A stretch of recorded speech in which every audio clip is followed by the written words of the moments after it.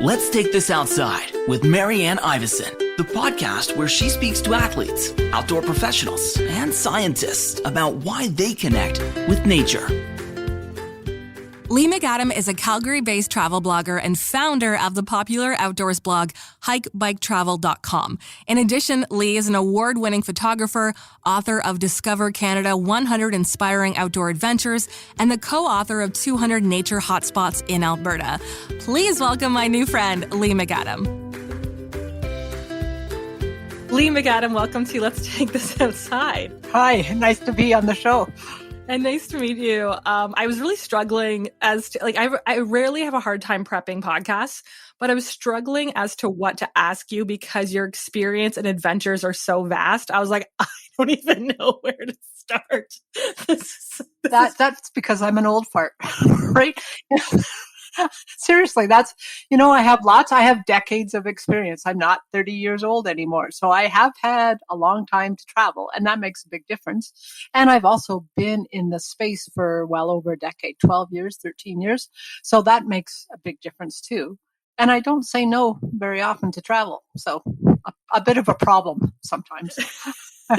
Well, I saw this morning on Twitter, because we're talking in May right now. This is probably coming out in July. I saw this morning you posted that you rode the Highwood Pass in Kananaskis? So I haven't done it this year, but I have done it, and it is an amazing ride. And there's no snow on it right now.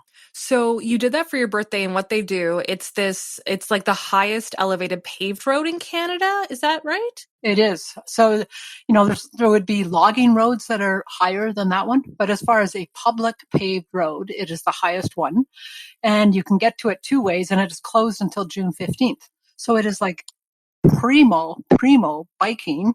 And it's a full day bike ride if you went, more than a full day for some, if you went from one end to the other. But most people just go from one side of the pass to the pass and then back down again. And then, the downhill is just so invigorating. It's worth doing it just for that. You just have to watch out for like the bighorn sheep and perhaps a grizzly bear.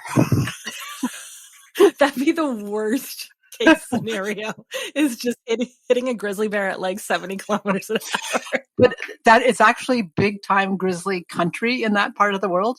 And one year in June, when I was heading up, not to Highwood Pass, but to a hike somewhere in the general vicinity, I saw 7 grizzlies. 7. Okay. Well, I wasn't even assuming we go down this path, but you've probably seen all. I think I saw on your website at hikebiketravel.com that you tried to sacrifice your husband to a grizzly. Was that true? You read that section, did you? I did. That how many times you've tried to accidentally kill your husband in nature? Is that the title? Or? Yes. If he was sitting beside me, he would be saying that's exactly what I was trying to do.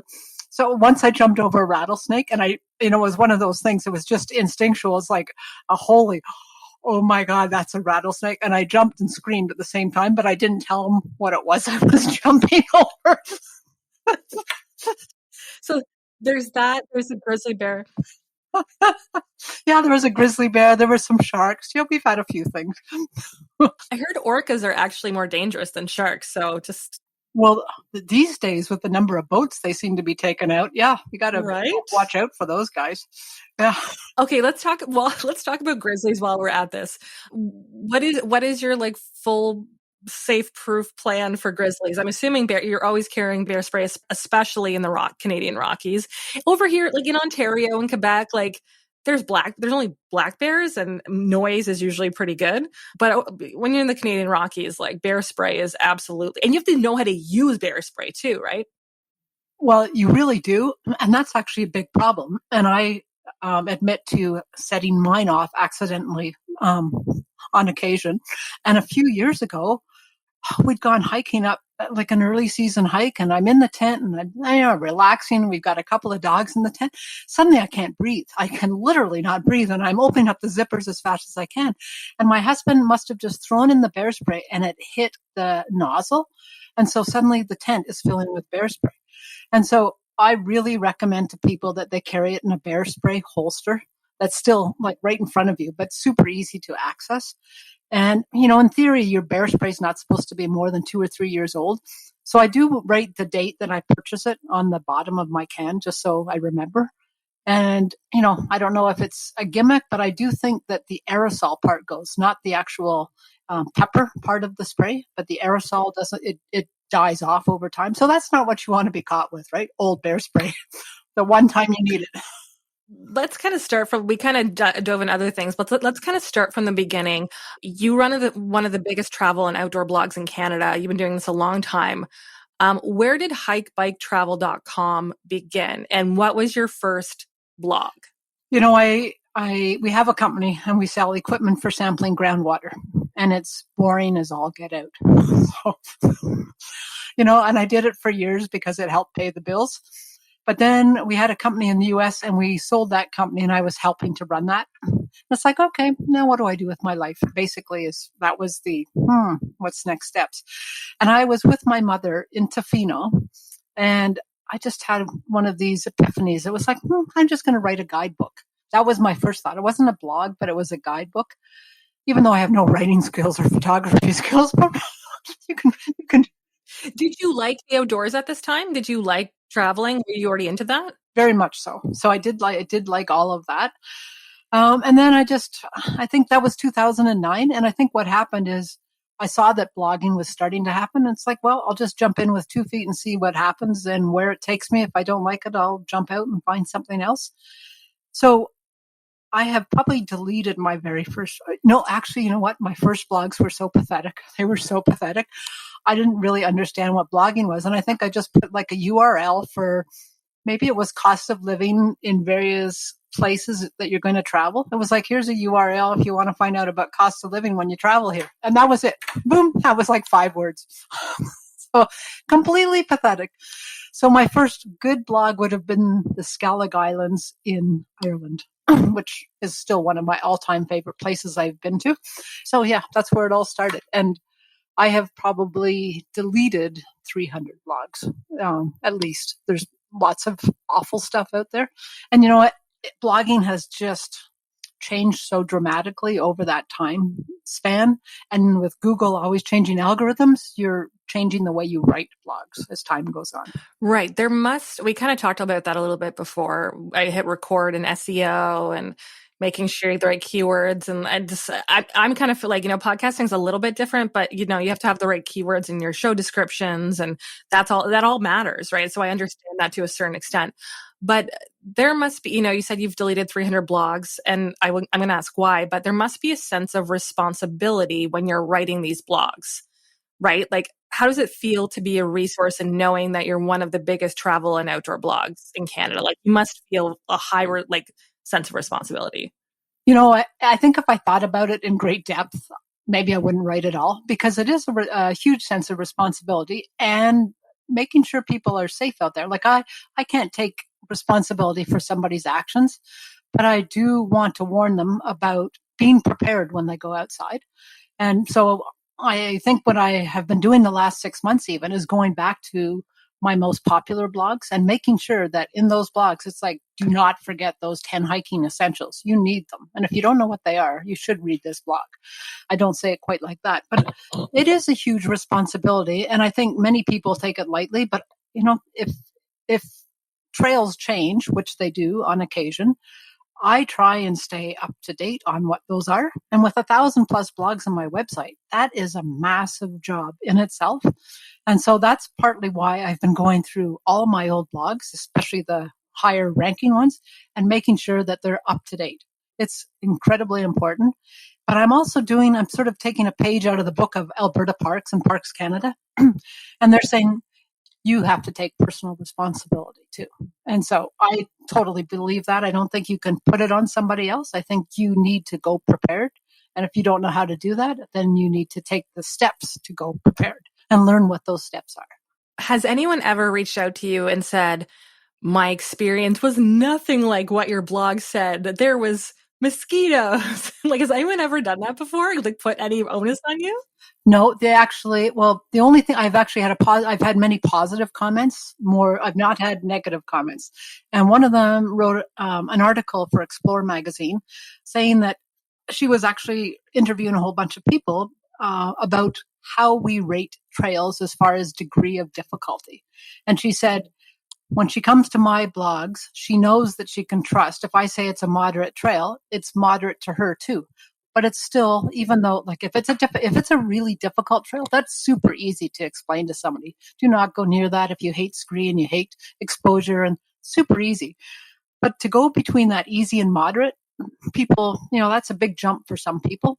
So, and she's she's a sophisticated long-term hiker who knows what she's doing out in the wilderness.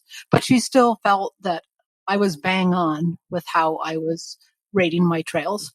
So, and I'm just following my gut basically on what I feel. And I do put a caveat, if you're a beginner hiker, this will be a moderate. This will not be, it will be a moderate one, something that I might think is easy because of the length or the elevation gain. So far, touch wood, I'm looking for wood. You're so right that trails are so subjective, because a difficult trail in, say, in my neighborhood in Gatineau Park is is probably a moderate trail or easy-ish trail in Kananaskis, right?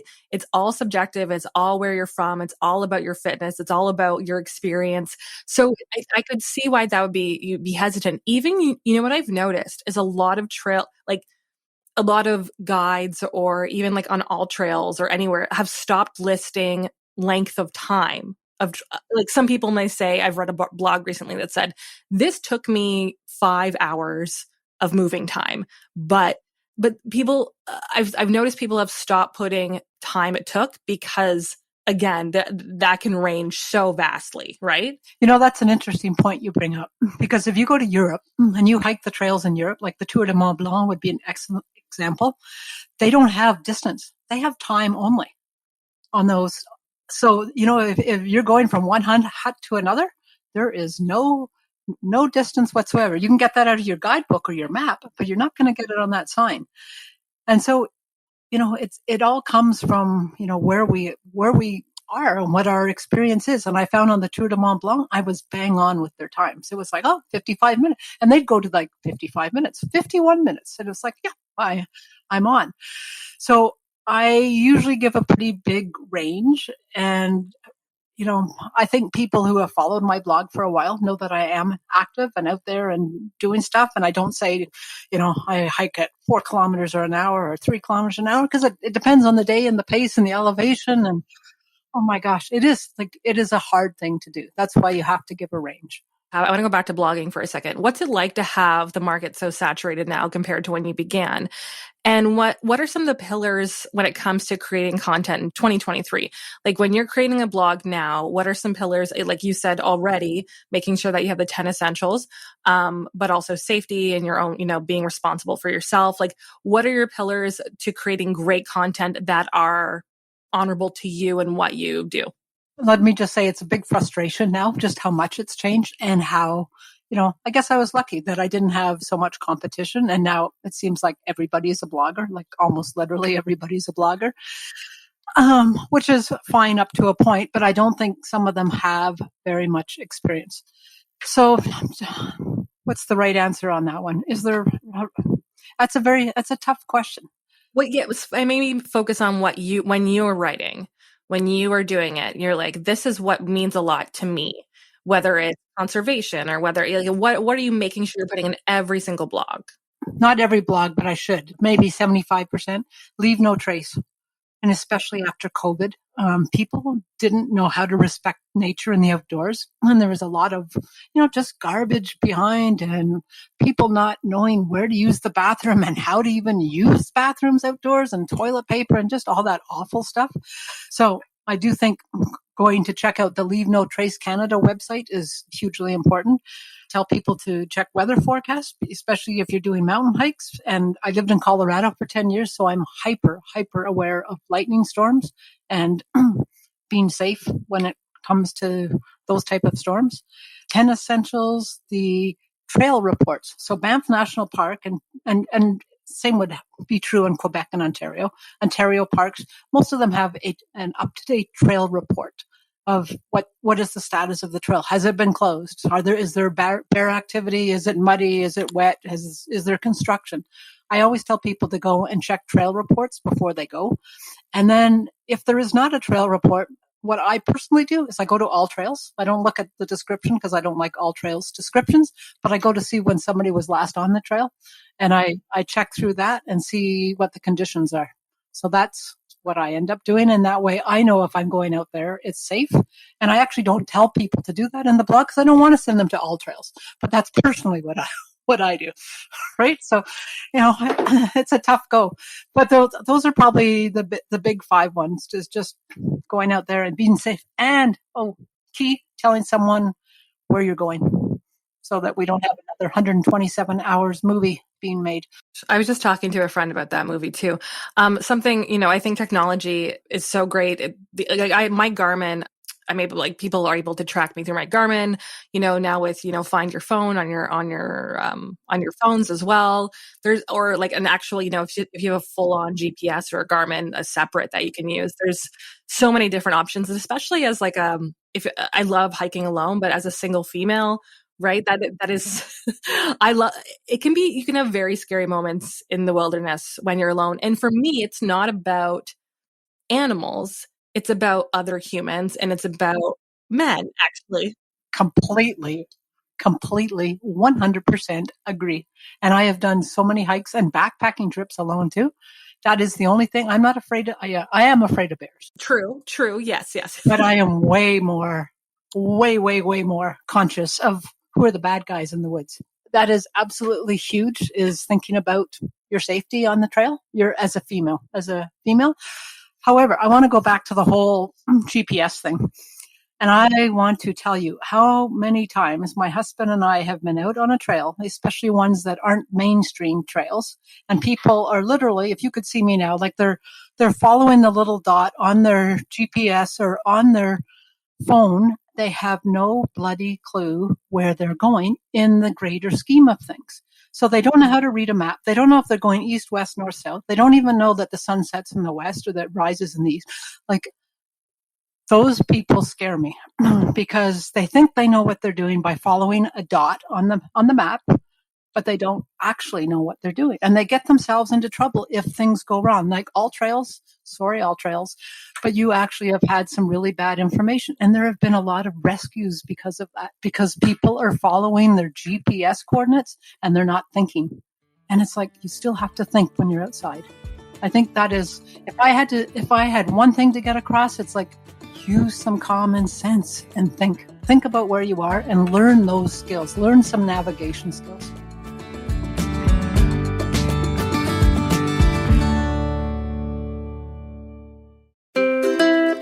Let's Take This Outside now has a newsletter. Keep up to date with outdoor news, events, and great discount codes and deals from our partners. Sign up today at letstakethisoutside.ca. Leigh, I have to admit, when it comes to GPS, I'm very reliant when I'm in my car on my GPS. But I've been lucky enough to been hiking long enough that I'm able to read maps. I may not know exactly what time it is when it comes to the sun in the sky, but I always, and if there's not an actual national park map that I have, I try to print out maps as well and kind of know where I am. That's something that I've always kind of stuck with because you never know. And when I'm speaking of GPS, I'm thinking of find your location just in case there's some kind of emergency, right? I completely agree that you need to be able to do that, but people need to mix the two. Technology is fantastic. It is amazing. But you just have to use that brain that we've all been given as well as technology. That's my big thing. Don't you also think we all, and maybe if people live in the city or don't spend a lot of time in nature, I'm not sure, but I find I have almost a bit of a natural directional sense, and I've never truly been lost in the woods before. Maybe I haven't ventured far enough to really be lost before. No, I haven't either. So yeah. I wonder if it's preparedness, but I also wonder if there's a human sense that if we really tap into, we're able to navigate. Do you think there's something in that? Maybe awareness. And one example, I was on hiking the Cumbria Way with a girlfriend, and we had bad maps. They weren't great and they weren't that detailed.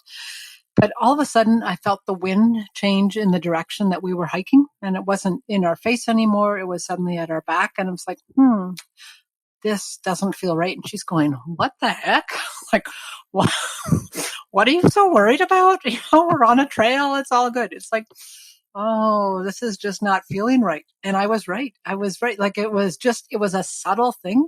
And I think that's experience that you don't expect, not that direction can change all the time, but when it's been a constant and you're having trouble with directions, that was one tool in my tool case that I used to know that I was in the wrong spot.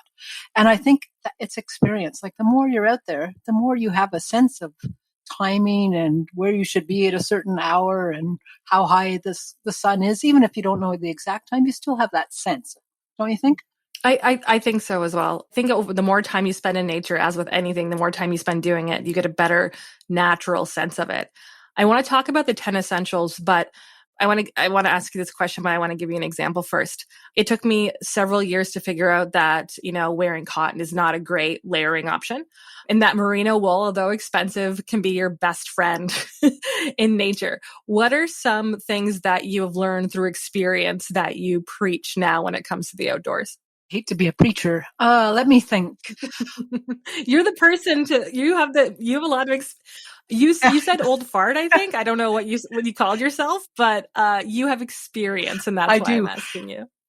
And I still make mistakes. Or I still just, at the beginning of the hiking season, for instance, or the snowshoeing season or the skiing season, when you haven't been out on a regular basis, it's kind of like a reboot with your knapsack. And going through and having your summer knapsack ready and your winter knapsack ready or backpack with what you need. And we went on a hike a weekend or 10 days ago, and it was really, really hot, way hotter than we thought it was going to be. And there was a little bit of snow, and we had 2 dogs with us. So we brought 3 liters of water because neither of us are big water drinkers.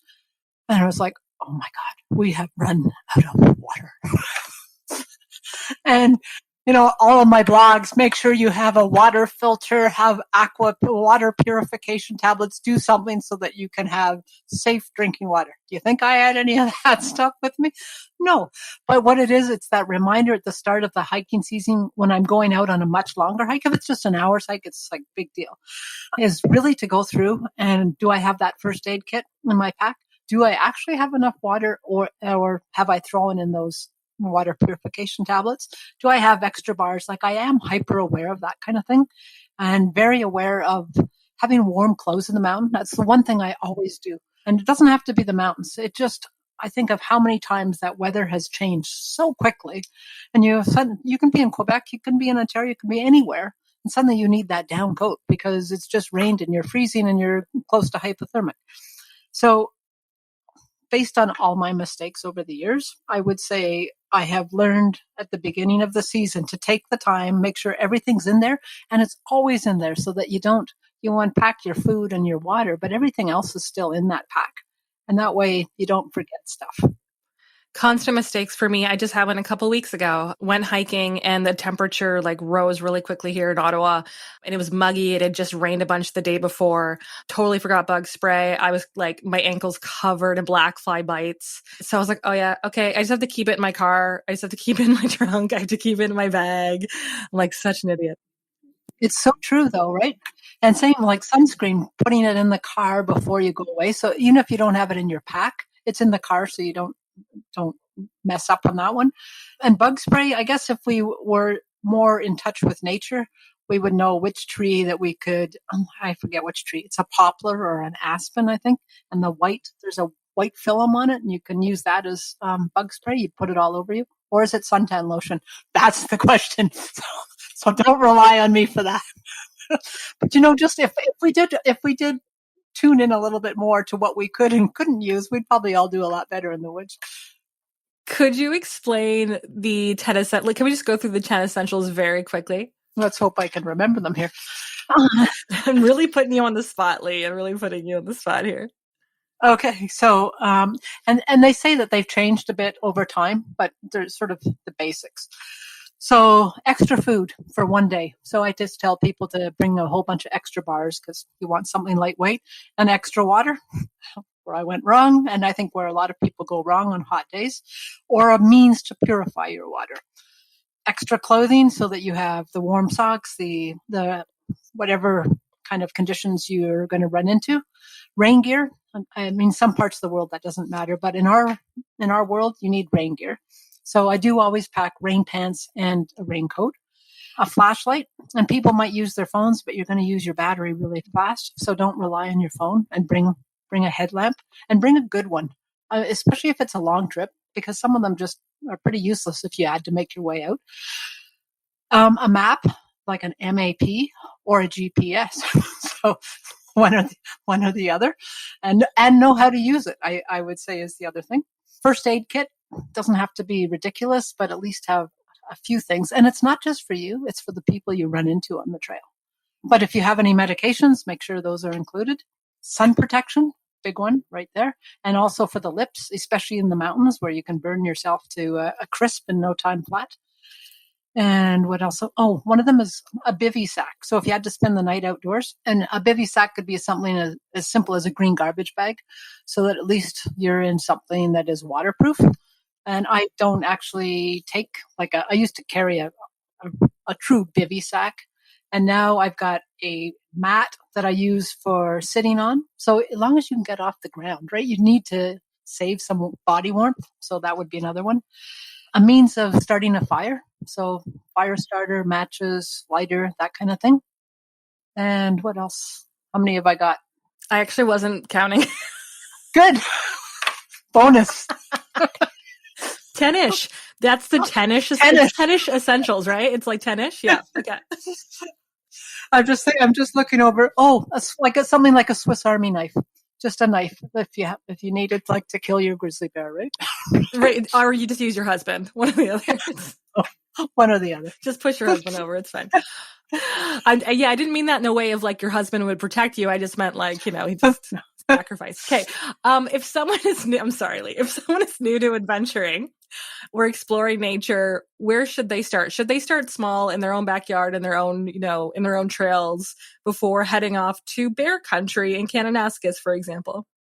What I would do is suggest people try and join a group or a tour. You can learn so much on one of those outings. And so, for instance, in Calgary, as you would find in many of the large centers, there's a Calgary Outdoor Center, and they offer so many courses. And so you don't have to be aligned with anybody. You don't have to know anybody, because so many people are single and they still want to get outside. So I think that is a wonderful way to start. And with a little bit of luck, you might actually meet someone that you can go and do at least a few hikes with, or bike rides, or just do some outings. So that's the easiest way to go. Or find a friend who knows what they're doing. Make a friend who knows what they're doing. You're an author. You have written a couple of books, but one is 200 Nature Hotspots in Alberta.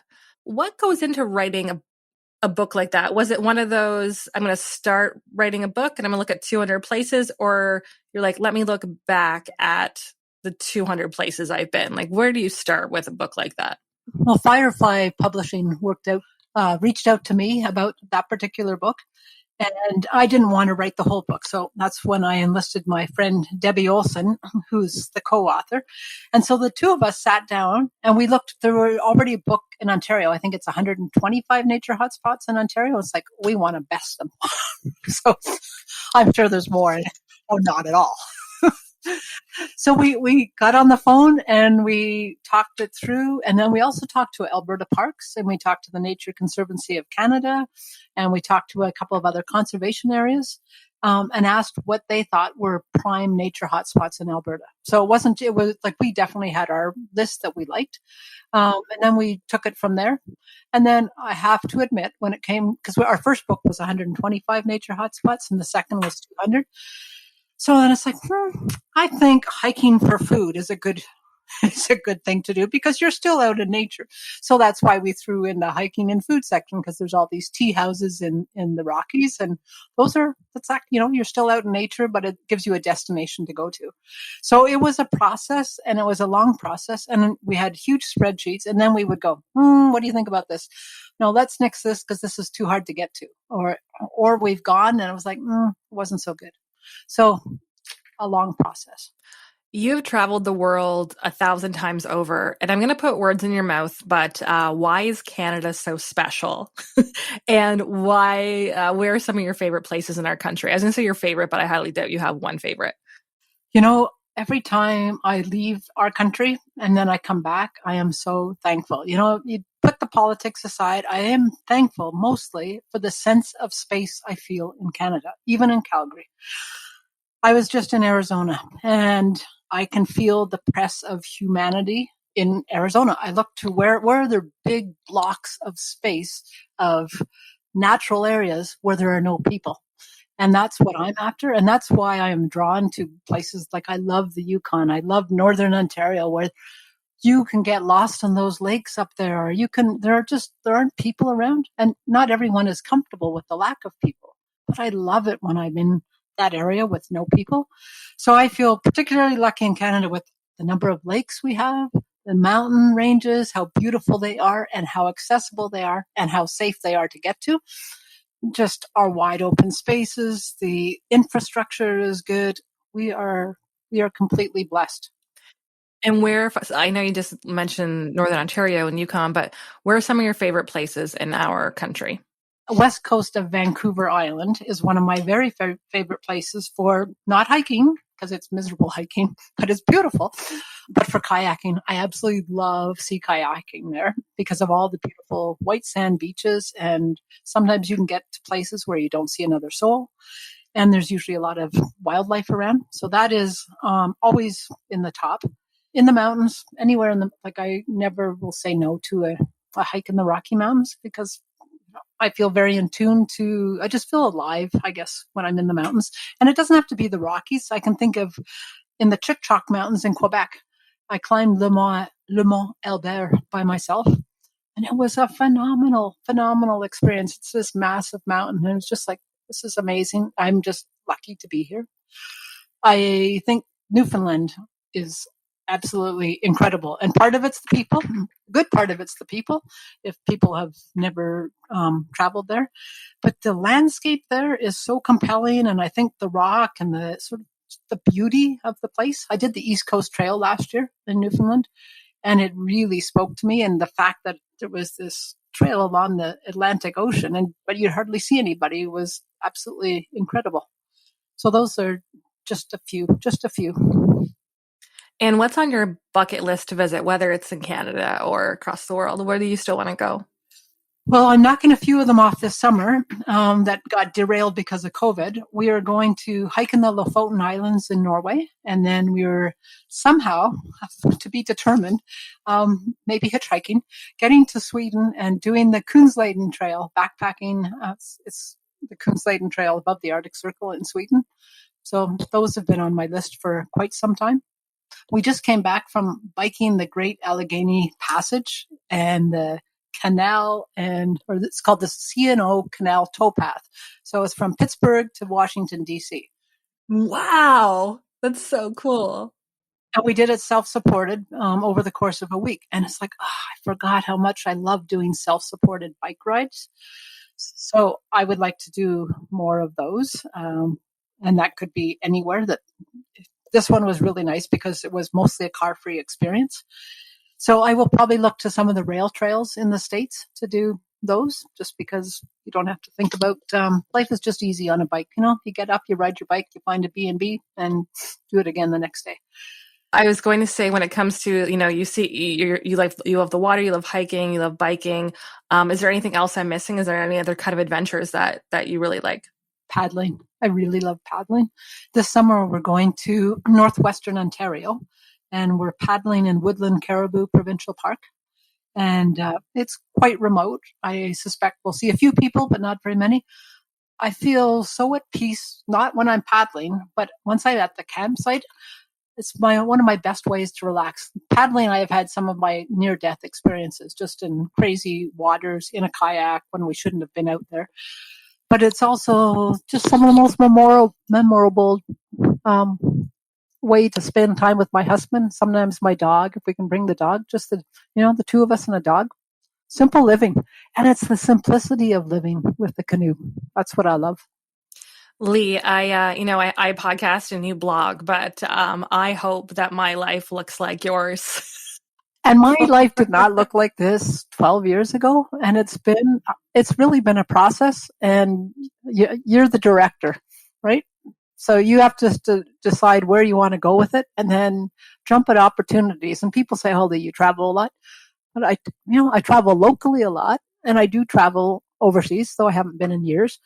So you have to decide what's important and make the time for it, because life is short and stuff happens, and I'm seeing that with friends. So go for it. Leigh McAdam, thank you for joining me. This has been super fun. Thank you for having me too. Thanks for listening. For more Let's Take This Outside, go to letstakethisoutside.ca. Produced and distributed by the Sound Off Media Company.